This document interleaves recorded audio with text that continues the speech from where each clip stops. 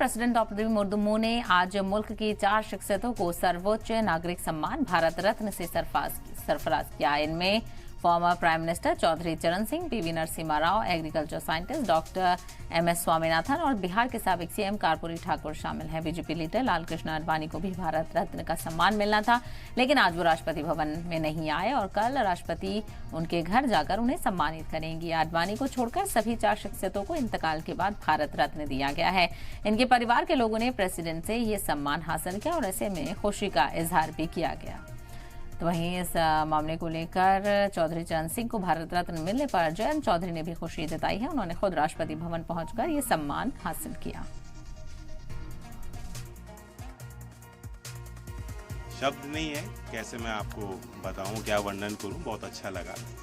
पूरे इस सेरेमनी का भी एक प्रोटोकॉल होता है। उस प्रोटोकॉल में वहां उस स्थान पे बैठे बैठे आपको धीमे धीमे एहसास होता है कि आज ये कितने ऐतिहासिक पल हैं। और मेरे परिवार के कई परिजन यहाँ पहुँच पाए, कई नहीं पहुँच पाए। सब लोग बहुत खुश हैं।